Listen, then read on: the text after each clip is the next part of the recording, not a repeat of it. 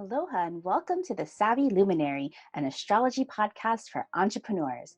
I'm your host, Leslie Tagorda, a brand astrologer, designer, and spiritual business owner who has helped hundreds of businesses and nonprofits go from stuck to unstoppable. I am here to inspire you to make confident and focused moves that shine the light on your business through astrological insight, brand strategy, and interviews with other spiritual business leaders. I believe you are here to share your magic and shine brightly like the luminary you are meant to be. Okay, let's dig into this week's episode.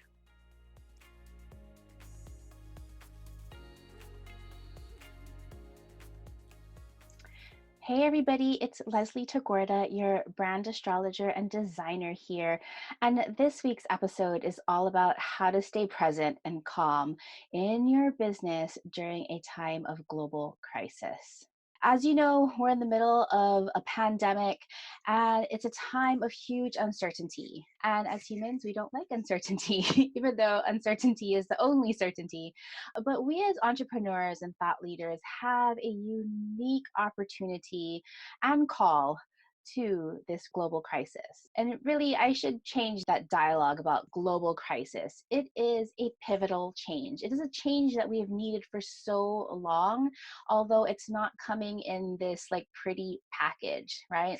We don't respond to pretty in those kinds of ways to take action, right? But the opportunity that we have here is to show up to lead our communities in innovation. But we first need to check ourselves, right? Are we being present? Are we really operating from our heart versus operating from our fears? Now, it's really, really easy to operate from our fears, and I am not judging anyone for this. Like, honestly, please know that.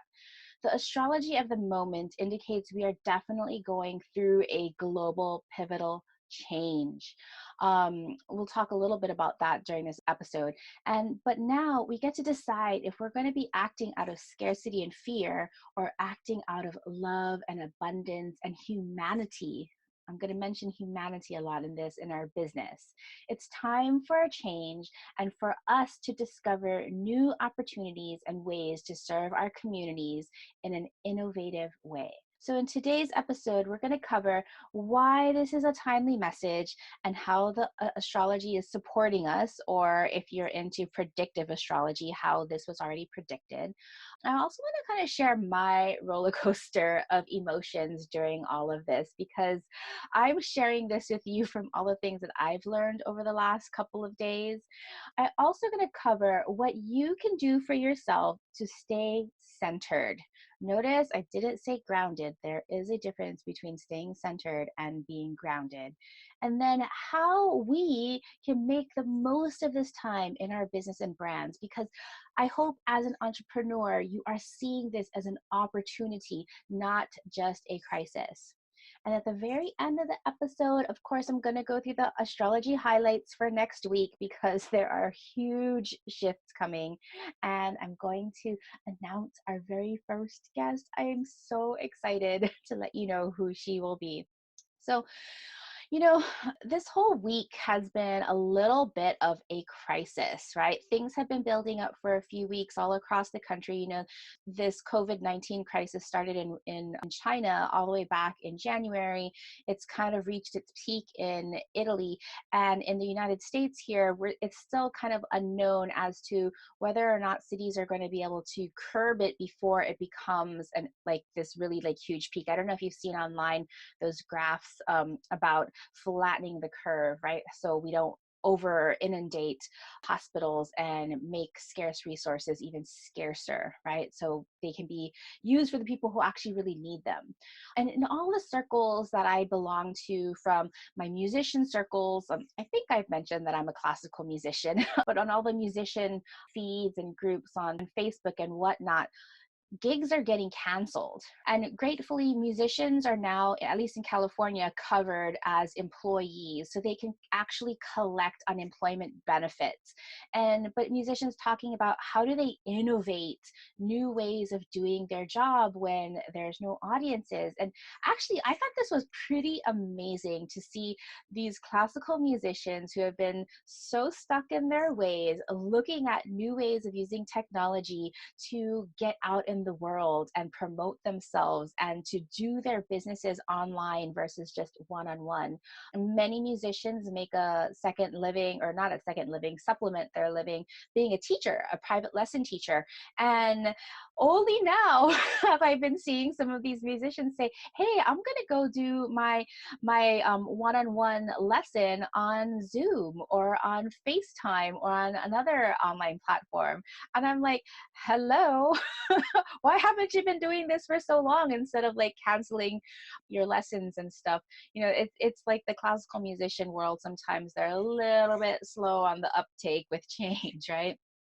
And then I've also seen some, health and fitness or like service-based industry people in my circles who are really having a hard time, right? Because people are not showing up to their fitness classes, or they're not showing up fully to get their health care taken care of. And so I also see this as a little bit of opportunity, right? We normally think of fitness, like I know a lot of us, at least me included, I love to go to a yoga class because I love the kind of group dynamic. I love working out together. I love when there is a teacher telling me exactly what to do, because I suffer from decision fatigue. I'm a business owner. I'm constantly making decisions. So sometimes I just want somebody to tell me what to do.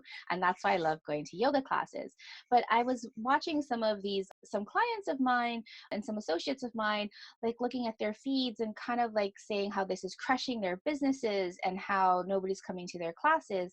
And I'm thinking to myself, there's a huge opportunity here for you to explore other ways of connecting with your customers that are not one-on-one, because right now being one-on-one in the same room is just not an option for most people, right? So in my Facebook group, the Savvy Luminary, and I hope that you are a member, it's a free group to visionary business owners. In my group, I posed the question earlier this week: toxic anxiety, safety versus security. Are you making choices based on fear or hope now? There's no right answer. If fear due to the virus, let's shed light on it. Please share your thoughts so we can support each other. So it's really wonderful to post that, because I've seen a lot of the members post their experiences, how they're transmuting their fears and anxiety, and how they're literally shedding light onto their being and having faith in how they're approaching the world. Now, there is a balance to that, right? Because I think what society is telling us right now, not to be fear-mongering, is to be really conscious. Like, even if you're not a person who is going to suffer from the coronavirus, like maybe you're young and you're healthy and you feel that you're invincible and you can still go out and about, great. I'm so happy for you. You're very lucky. But are you then, somehow being a contributor to the bigger problem by inadvertently carrying on the virus and affecting others, right? I'm not saying that there's a right or a wrong, but all I'm asking is us to really consider not just our own needs at this time, but the needs of others. So yes, get some fresh air, go out and do things, but really be respectful of, containing your space, washing your hands. I know you guys are doing this. I already know. So let me get off the soapbox. So of course I belong to a lot of astrology circles, and I've been reading all kinds of blog posts and for a long time now. And it was really, really interesting that some of my favorite astrologers, as they were making their forecasts for 2020, have been talking about how this year was going to be a pivotal change, right? There are some cosmic shifts that are going on undoubtedly that I will talk about later at the end of this podcast that's coming up this week. But a lot of astrologers who have been forecasting 2020 said that this was going to be the year that we needed to prioritize self-care, right? The reason why self-care, and not just from the astrology circles, but also from the entrepreneurial circles, is that when we practice self-care, and I'm not talking about the self-care of, getting your hair done, getting your nails done and stuff like that. Like that, yeah, of course, is an important process of self-care. But the self-care that I'm talking about is how to transmute fear so that we're not working from this place of anxiety. How to keep calm and be a steady rock in our community so that we can show up as a leader. And how to prioritize self-care and keeping calm and dealing with the fear in order to access our intuition and be in the now, right? This is all the stuff that people have been talking about, or astrologers have been talking about, that's coming in 2020, and the shoe has dropped, right? And so it's really important for us right now to recognize our fears and recognize our anxieties and learn how to self-soothe so that we can keep calm, be in the present, access our intuition, and be the leaders that our community needs now, right? I mentioned this earlier. We are on the front lines, and we're not on the front lines just to self-serve. We're on the front lines to serve humanity. We are in the age of Aquarius. The old structures and rules are coming down. And who do we need to be? Who do you want to be in this new paradigm? So let me just share a little bit how I'm feeling, right? This week has been riddled with this roller coaster of anxiety and then being okay, and then anxiety and being okay. I've noticed myself having those feelings of control again, like things that I have worked on. For me, one of the things that I do when I am trying to create control, when I feel like there is no control, is I like to clean. And I haven't done a lot of freak out cleaning in a while. But yesterday after dinner, I couldn't control myself. I got up on the ladder and I started taking everything down from the cabinets and reorganizing our pantry because I wanted to be able to see all the food that we had just in case we were going to be locked down. Oh my gosh, I was in a total frenzy. Not a good place for making decisions about how to move forward, what's going to be best for my family, for myself, right? I noticed myself over the last few nights not being able to sleep or sleeping with my phone because I'm scrolling through the news feed and reading everything that I could on the virus. Not helpful, right? And then I've also noticed myself being so hungry. I was like, why am I so hungry? I'm literally eating everything in front of me and just shoving my face. And I was like, I recognize that pattern. I was like, obviously, if you've seen me on camera, I am not a thin person, but I've been much heavier than I am now in my lifetime. And part of it was due to emotional eating. And I was actually catching myself doing those things this week. And none of these activities, none of these habits are healthy for me. And now I caught myself, I'm trying to take control, and I want to share some things with you of the things that I have discovered. All in all, I really hope that even though this is a pivotal change and this is a travesty on so many levels, lost work and lost income and lost lives and lost health, all these things, I do hope that the silver lining of this global event that we're all in will really shed the light on inequities and reset things for all of us, right? We've seen things in the stock market, we've seen things in real estate, we've seen so many inequities in access to healthcare and how that's actually making things worse, at least in the United States. So I just wanted to share those feelings to let you know that I have been struggling and you are not alone. So what I wanted to share next was I wanted to create a list of what to do for yourself to stay centered. And I created this list as much for you as for me, right? And remember earlier I said centered versus grounded. Now, the reason why I say centered is because when we think about the idea of being centered, it's really we're connecting to our soul. We're connecting to our highest self. We are connecting to our intuition, which I think we need to be moving forward to in making decisions. I've talked about before how, our current system and society has taught women to specifically not to trust our intuition. That's systemic, right? And so no wonder we're just second guessing ourselves ourselves all the time, right? But there's never been a better time to get connected to our intuition. And so to get connected to our intuition is to get centered. Now, I didn't say get grounded, because right now I'm not convinced that Mother Earth is completely happy with us.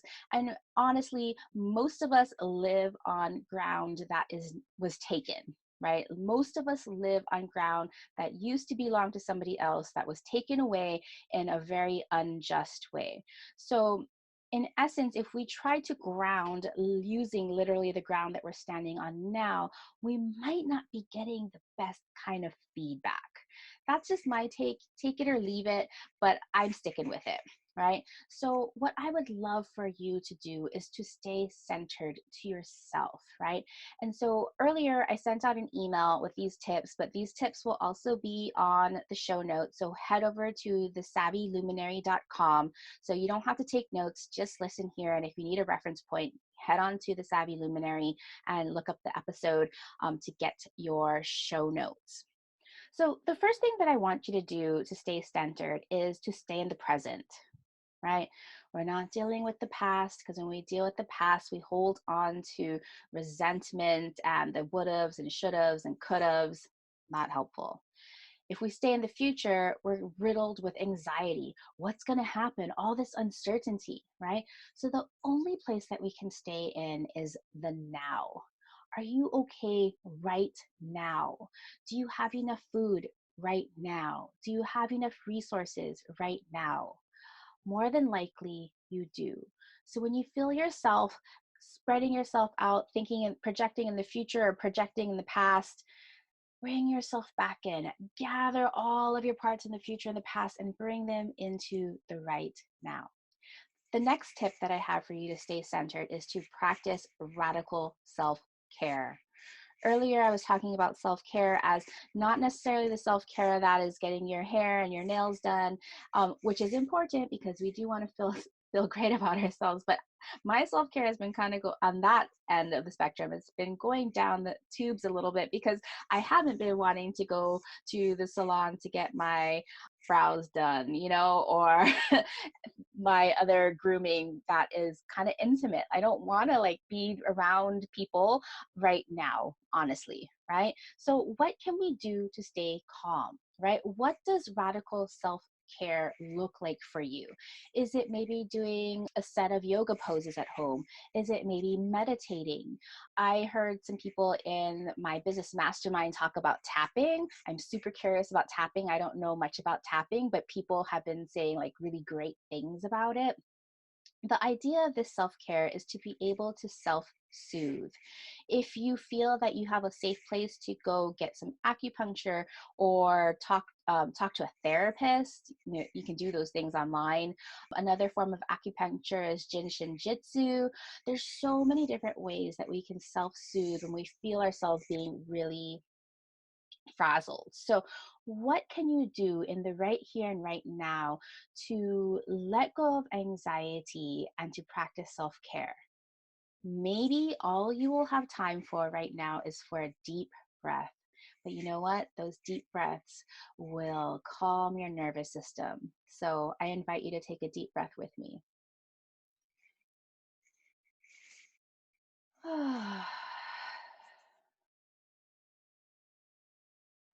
Already feel better. So another tip for staying centered is to be considerate, right? Now, I know that's not really talking about how do we look inward, but it's also about looking about outward, right? We're all in this together. When we're not being considerate, we are only hoarding resources for ourselves. When we're not being considerate, we are going about like our normal days without any regards to other people who might be vulnerable, right? When we're not being considerate, we're only thinking about ourselves. But look at how this has happened. We're all in this together here on this spinning blue marble in the middle of our solar system, right? There's only one place and we're all in here together. So be considerate. All of those feelings of safety and consideration and peace and love that you would love to feel, make sure that you're also giving those out to other people. I've been taking an empathy class with my husband, nonviolent communications. Let me just grab my list here. And it's been really helpful because it's been helping me understand how to articulate feelings, how to articulate my needs and my values. And so at this time, when we're talking about consideration, there are universal human needs that we all have, right? Sustenance. Right? Anything from just like food and housing and all of our resources. And then, of course, we all need safety, emotional safety and comfort and security and support. We all need rest. We all need community. We all need love and empathy and understanding. We all need an ability to be creative, to express ourselves. And we all need our autonomy, right? How can we make our own choices? And of course, and the last human needs and values, which me as an optimistic Aquarius sun in the ninth house conjunct Jupiter, everything for me is about meaning, right? I have to have the vision and meaning behind anything. So how do we make sure that we're being considerate and we're helping others meet these basic needs while we ourselves meet these basic needs? I don't necessarily have the answer, but I would love us to all have those into consideration as we're moving about our day. Another way for us to stay centered is to make decisions from our heart, not our fear, right? So earlier, I was talking about staying in the present and how do we overcome anxiety. Anxiety and fear are very, very similar. Anxiety is like maybe just like one level below fear, but it's getting towards fear, right? And so by practicing self-care and staying centered and staying calm, this will allow us to make decisions from the heart.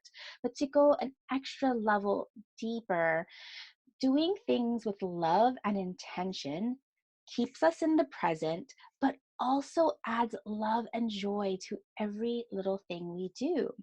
So I caught myself last night not doing something from the heart, and in the middle of it, I caught myself and I could feel the pressure in my body and my soul just like release. Last night it was my turn to put my son to sleep, and he's 4 years old, and he's kind of still at the end of his cycle of where he needs somebody to stay with him until he falls asleep. And let me just tell you, I resent that. I hate having to stay with him until he's put to sleep, and I'm constantly thinking about what I should be doing, what I want to be doing, right, working on my book proposal, watching my new show, reading this book. And I was like, holy smokes, Leslie, you are not doing everything with love. I was like, this should be fun. You get to snuggle with your cute little son. You get to giggle with him and discover things in books. You get to just relax in the peace that you have nothing better to do. And when I realized that I wasn't working from this place of love or acting from this place of love and putting everything that I was doing with love and intention, oh my gosh, I felt so much better. I hugged my son really tightly, and we started reading books even more. And I was like looking at all the little pieces, and we were discovering things together, and we were laughing, and it made things so much better. I stopped resenting the time that I thought I needed to spend with him, and I framed it from this time of like, I get to spend this time with him. And it added so much love, so much joy. And he fell asleep like a little snuggle bug. And I got up and went about my evening doing the rest of the things I needed to do. So, how can you add joy to every little thing that you're doing, right? If you're at home having to make lunch for your husband who is not at work where they normally feed him, how can you do that with love? If you are at home taking care of your children because they have not been at school, how can you do that with love and joy? If you're working on a project that you're like not really looking into, how can you make that fun and add love and joy to it? How do you approach something where not I have to, but I get to? That will make things so much easier for you and allow us to get centered. The next way that I would love for you to stay centered is to create Fun, right? How can you have more fun in your day here and now? If you're feeling extra anxiety, maybe catching up on your favorite humorous shows, catching up on all those back burner projects. Hopefully, you have a place where you can get out and get some fresh air to move your energy around. Maybe you can look up on YouTube and do a quick little yoga or meditation, or, just call a friend and create some fun. We all need to create fun in the here and now. It doesn't matter that we're in a crisis. How can we center in and create a little bit of fun within us? It doesn't have to be all work. The next tip for staying centered is to turn fear into gratefulness. Fear, anxiety, scarcity, those are all of the same ugly energies, right? But at the moment, in the moment, you have so much to be grateful for. I know you do. If you're listening to this, you are a very lucky person. How much money do you have right now? Do you have enough money to eat, to feel safe right here and right now? The more that we can look at our place of being from abundance and feel grateful for what we have, this is going to allow us to tap into our centeredness. So when you catch yourself feeling that you have to run to the store to buy all of the toilet paper, well, good luck with that, because as far as I've heard, the toilet paper is currently sold out.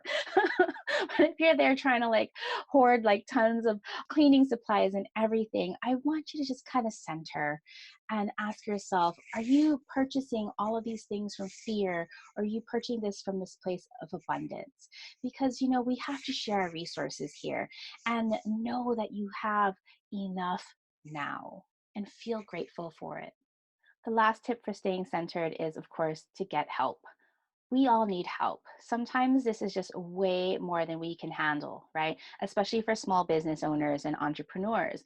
You might have a business that is close to going under, and you're like, Leslie, how can I feel safe when I don't even know if I'm going to have money to keep my business afloat while this disaster is happening? So I was recently informed that the Small Business Association in the United States, the SBA, announced an economic injury disaster loan program. They'll be offering low interest working capital loans of up to $2 million that can provide vital economic support to small businesses to help overcome the temporary loss of revenue they're experiencing. So know that there is help out there. You don't have to go at it alone. This doesn't mean the end of everything. And of course, emotional help.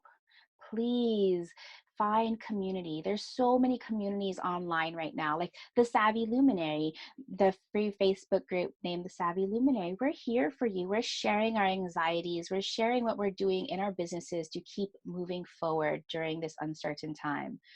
There's so many opportunities to reach out for online therapy, and there's lots of different sliding scales that fit for every budget or every insurance. Look for that help. And of course, reach out to your friends, right? You might have some friends that are holding up and they're also being scared. So they might really love that you reach out, right? Even if it is for you to ask for help. I know that on my Facebook messengers, there have been a lot of friends reaching out and me reaching out to them. We don't have to do this alone. And we're in such a wonderful time of technology that we have these tools that allow us to connect even if we are not there physically. So use them. Before I go on, I just wanted to give a shout out to Karen Marzek. Thank you so much for leaving an awesome review. Karen says, a game changer for heart-centered entrepreneurs. Leslie's soulful teachings around how to apply astrology to business and branding are not to be missed. Thank you so much, Karen, for sharing your experience on Apple Podcasts.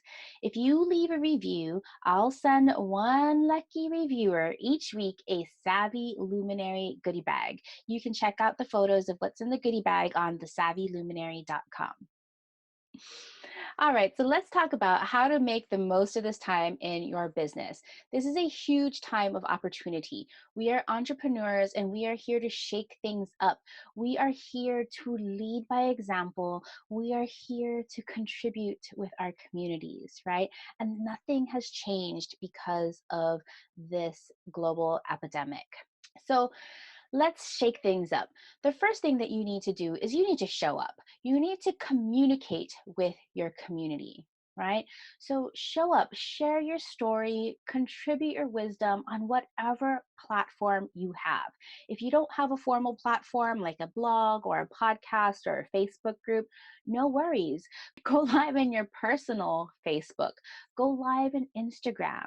Just show up and share your experiences so that your community knows that you have them in mind. Send them emails, send them messages, personal messages, but reach out and let people know that you're doing okay, that they're doing okay, and whatever message that you promote in your business, how it might relate to this COVID 19. The next way to use this time in your business is to figure out how you can serve your community in a new and innovative way, right? Maybe you have been a one-on-one in-person kind of business, or you have a business that you've been always meeting in person. Meet online. And if you haven't done this before, you haven't dreamed of it before, like, this is your time to experiment and try it out, right? You could offer an exercise class online or a meditation online or a training online. Figure out how you can serve your community in this new way. For some of us, it's not going to be a new way, right? Like for me, I've had my home office now for over 10 years. I primarily meet clients online. I've been using online mediums for 15 years. So this is a natural place for me, but I realize this isn't the same for everyone. So I would love for you to experience this and try it out, because maybe you'll find something that you even like, and you can repurpose this content. If you end up meeting with somebody online, make sure you record it, and maybe you can use that content for something else in the future. Excellent. So, another way to make use of this time is to create the content you never have time for. How many of you here have always been talking about, I don't have the time? Oh my goodness. Just about a couple of weeks ago during the leap year, my husband was telling me that he had this dream of writing this blog post, and that back in January, he said that by the end of February, he would finish this blog post for this pretty technical thing that he was creating for his program that he works on. And it was February 29th. It was the bonus day of the month, the last day of the month, and he hadn't started. And he said, I just don't have time. And I was like, you know what? That is such an excuse, because frankly, none of us have time. None of us have time.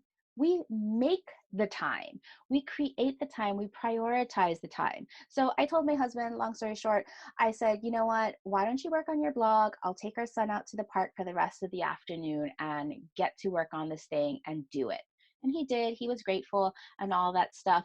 But you know what? This excuse of I don't have the time, I'm so tired of hearing it. You have to make the time for the things that are important. And now we have time.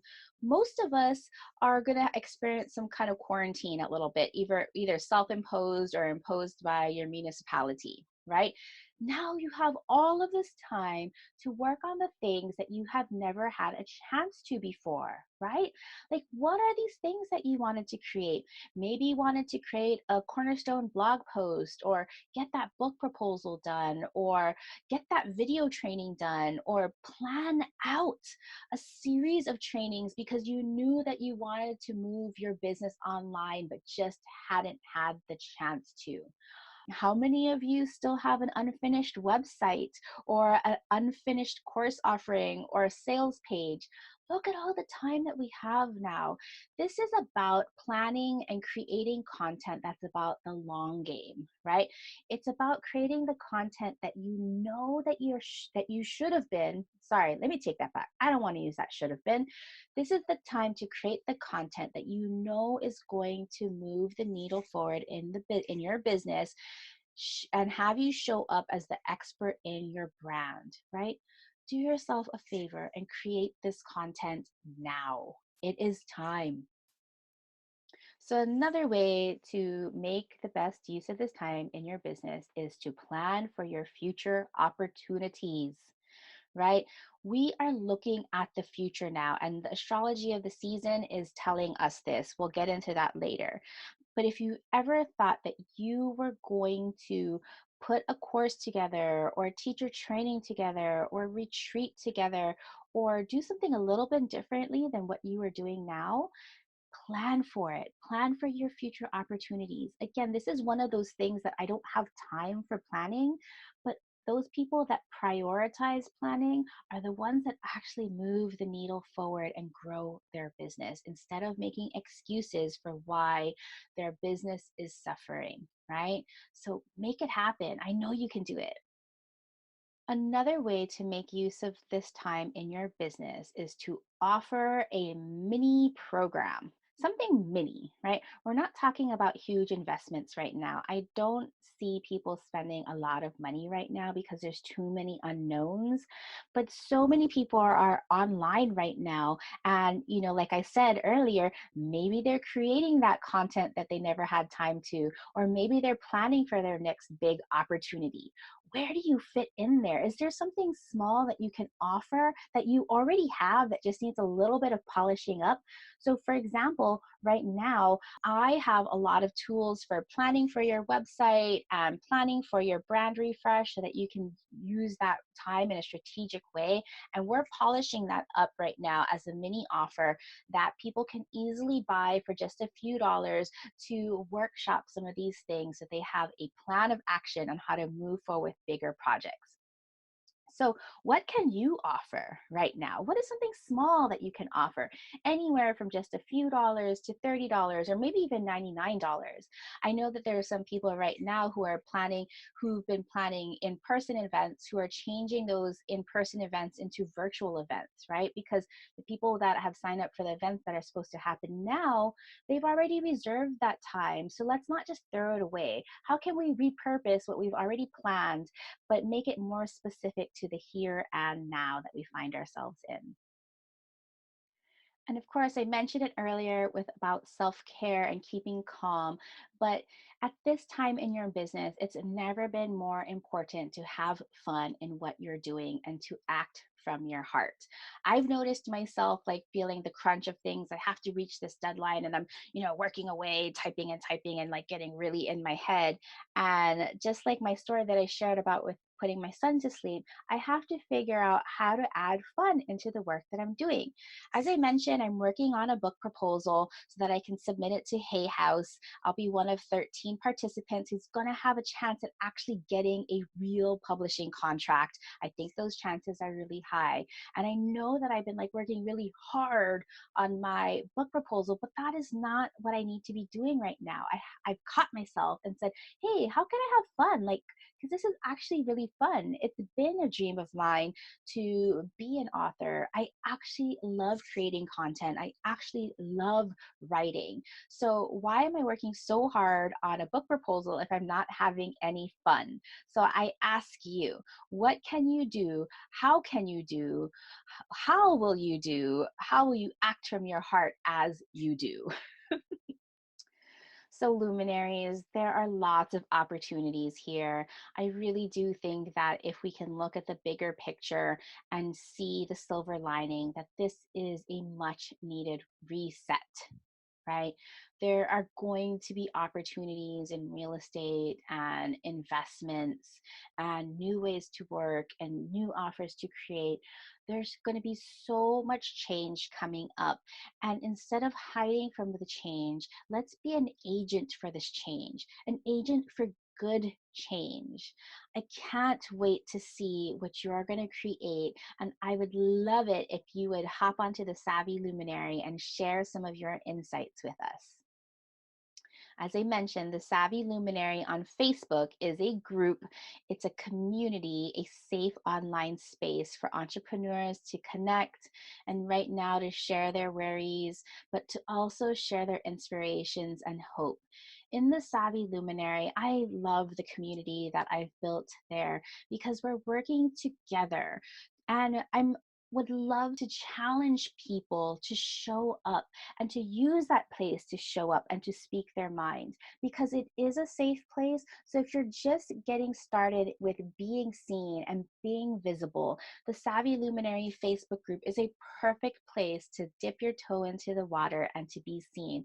I will be there cheering you on. As I'm too planning for the future, I mentioned in a previous podcast that my immersion branding program is now open for the wait list. I'll be opening the doors at the end of March, and it's a full year immersion because I want people to have the space and time to do the transformation that they need to show up brilliantly, impactfully, and to increase their reach in their brand. So if you're interested in working with me, including all of my crystallized brand training and ceremony and community, please head over to thesavvyluminary.com/rising. So before I get into the astrology highlights for next week, I wanted to talk about my very first guest interview on this podcast. Oh my goodness. So I have a few people signed up already, and we're going to be doing interviews, and I can't wait to introduce you to all of these wonderful luminaries and introduce you to their big visions. But because I waited so long to have the first interview, I was thinking, wow, I need to figure out somebody who's going to really, be a superstar and be really big. And I was like, could I ask Oprah? Would Oprah be on my podcast? No, but I got the next best thing. I invited the very next best thing. Oh my gosh, I'm so excited. So back in February 2019, I reached out to this superstar astrologer because I found her podcast and I instantly fell in love with her. She was so kind and so generous and so lovely. I always loved listening to her because she had such a beautiful way about talking about astrology and inspiring people to really reach for their goals in their career. And so I reached out to her in February of 2019 and asked her if I could be a guest on her podcast. And she excitedly and quickly responded yes. It was such a wonderful experience because when my episode aired on her podcast, it really helped open up my business to the people that were looking for astrology-based branding. Ever since that February, she's been such a gem, following me on my own Instagram account. We actually even met up in person. She recently moved to my hometown of Honolulu, and she is an astrology celebrity on Instagram. And so we're going to be recording the interview next week, and hopefully if the planets and everything work out for us, I will be dropping the very first guest interview with the host of Soul Shine Astrology, Natalie Wallstein, on March 28th. If you don't know Soul Shine Astrology, please check them out. It is a wildly popular podcast, and her Instagram account is to die for. It's beautiful, and she offers so many useful tips. So look out for the episode coming out on March 28th. We'll be featuring Soul Shine Astrology's host, Natalie Wallstein. I am so beyond delighted that she'll be our very first guest. It just makes total sense that she would be my first guest here.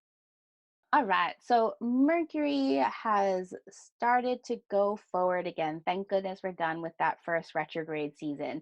And as Mercury was going backwards, it now has to retrace its steps. So this is called the shadow period while it's going back to the place where it stopped and moved back forward, right? So Mercury went all the way back into Aquarius, and now it's going to be re-entering Pisces. So while Mercury is in Aquarius, you're probably feeling a little bit more clear-headed a little bit. But on March 16th, Mercury is going to be going back into Pisces, and it's going to be staying in Pisces until the end of the month. Now, Mercury in Pisces, our thoughts don't come to us through our head and our intellect. We can't really think things through. Mercury in Pisces is about feeling things through. It is about trusting your intuition. So for the rest of the month, it's really important that you get out of your anxiety and fear, come to this place of calm so that you can trust your intuition. On March 19th, the sun enters Aries. It is the astrological new year. Aries is the first sign of the zodiac, and the sun will enter Aries exactly at 11:50 p.m. Eastern, 8:50 p.m. Pacific on March 19th. When the sun enters Aries as a cardinal sign, this also signals the equinox. The equinox is when our days and our nights on the northern hemisphere, well, actually in the southern hemisphere also, will be equal. It's time to balance and to start new. In Aries in our business is all about self-starting. It's about courage. It's about our identity. Oh my goodness, it's so many important things about in our business. We have to start here when we look at our house systems for astrology. So I'll be talking way more about Aries in our next week's episode about new moon in Aries, so we can set some intentions about how we want to be seen in our brand. Yes, Aries. Okay, another big shift. Mars will be meeting Jupiter in the sign of Capricorn on March 20th, exactly at 7:35 a.m. Eastern, 4:35 Pacific. What this means is that the planet of motivation and action and go get 'em is going to be dancing with the planet of expansion. So, holy smokes, what this means is that whatever you're feeling in terms of anger, fear, action, motivation, all of those Mars feelings, right? Mars rules anger, and you can really use anger constructively or unconstructively. It represents fear, not as like the phobic fear like Pluto would represent, but like just kind of the anger based fear and anxiety and like the motivation of like what you're gonna maybe act upon because you're angry. That's all Mars, right? And so whatever you're feeling in terms of that kind of emotional energy is only gonna get exacerbated, right? So we have a choice here. We have a choice to recognize our anger and our anxiety and this like need to like move and go, go, go, go, go. That can explode like a wildfire under this Mars conjunct Jupiter. Or you have a choice to be able to recognize and concentrate this tremendous energy into a tool for good. Now, I mentioned earlier that the exactness, Mars being conjunct with Jupiter, is going to be exact on March 20th, but we're already feeling it, right? Because Mars is approaching Jupiter right now. Right? So it's going to be exactly conjunct with Jupiter on March 20th, but we are leading up to it right now. We're already feeling it. So please be really, really conscious, right? And all of this, the Mars and Jupiter is also getting close to Pluto, super slow moving Pluto that is still in Capricorn, that will be in Capricorn for a very long time, right? Mars and Jupiter is going to be going over Pluto in the coming weeks. And this idea of our anxiety and anger moving over this place of transformation, and if unchecked transformation is like really like the phobic kind of fear, like this could be a total crisis if we don't recognize it for what it is, right? So please, everybody, I'm going to say this over and over and over again. please do whatever you need to do to stay calm so that we can move from a place of intuition, so we can move from a place of abundance and gratitude instead of fear, right?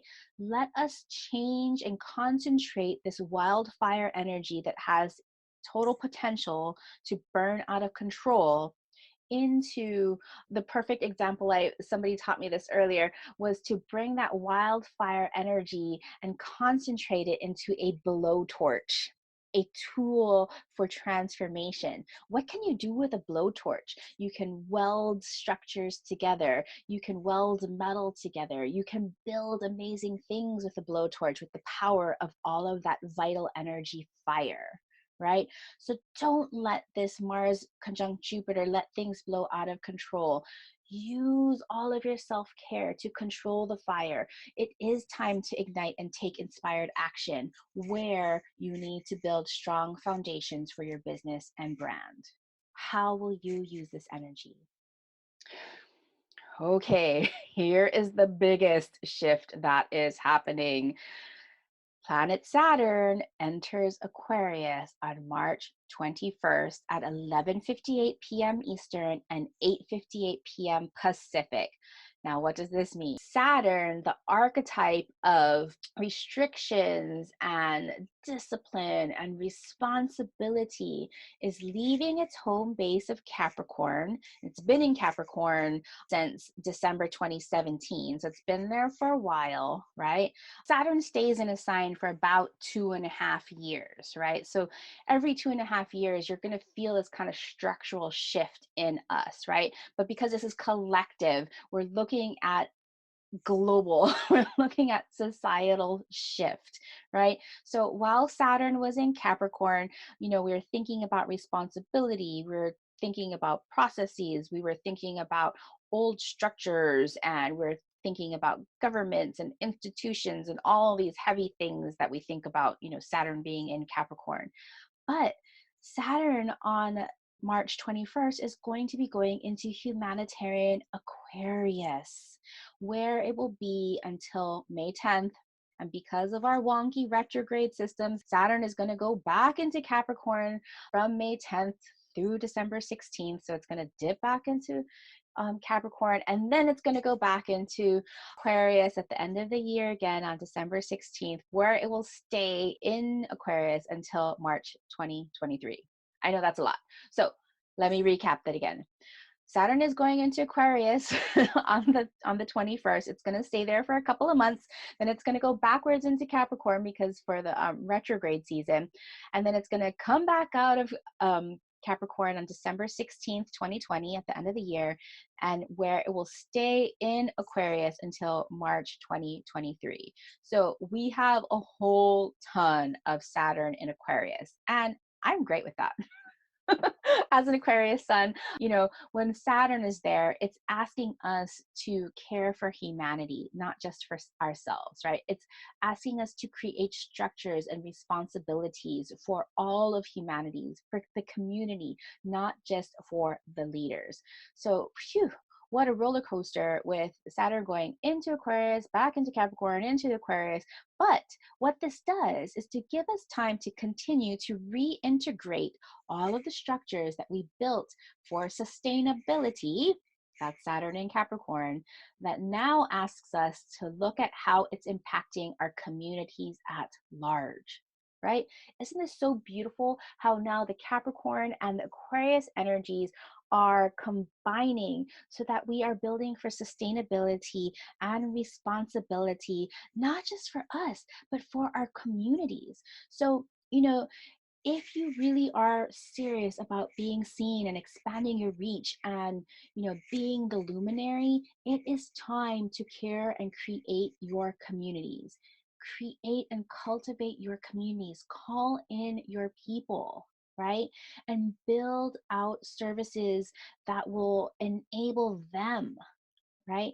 this is what business is going to be about going into the future. This is what the pivotal shift is. It's about building structures and building services and building offerings that are going to serve communities at large. So if you're currently building new systems in your business and thinking about new offerings, how will these offerings really serve the whole and not just you?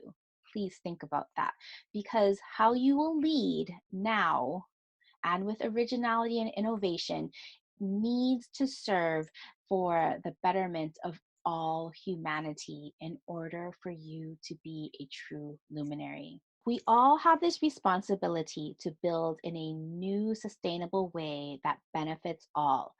It's our time to build our businesses in a new way that benefits all of society, that benefits all of humanity.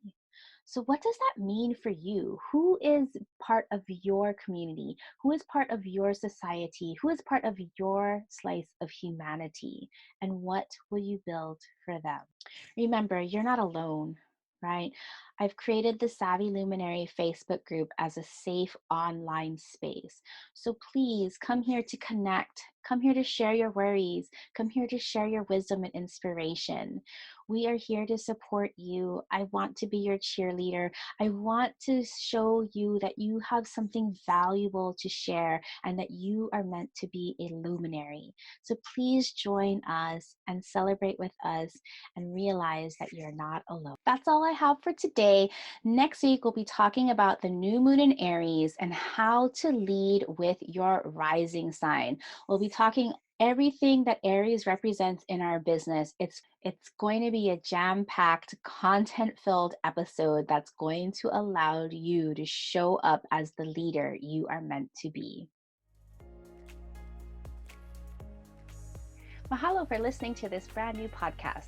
If you enjoyed learning about astrology for entrepreneurs, help me spread the word by sharing this podcast with your business besties, and hop over to the Savvy Luminary for links to episode notes and our free Facebook community where you can send me questions about astrology or branding, as well as connect with other like-minded businesses.